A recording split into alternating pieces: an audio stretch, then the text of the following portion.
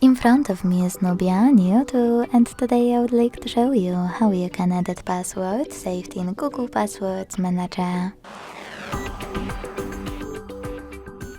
Begin by opening Settings and scrolling down to access passwords and accounts. Then hit this gear next to Google. Tap on Google Password Manager. And finally, tap on one of your passwords to edit. Then enter your screen lock. Hit Edit button, and after making your changes, hit Save at the top right corner.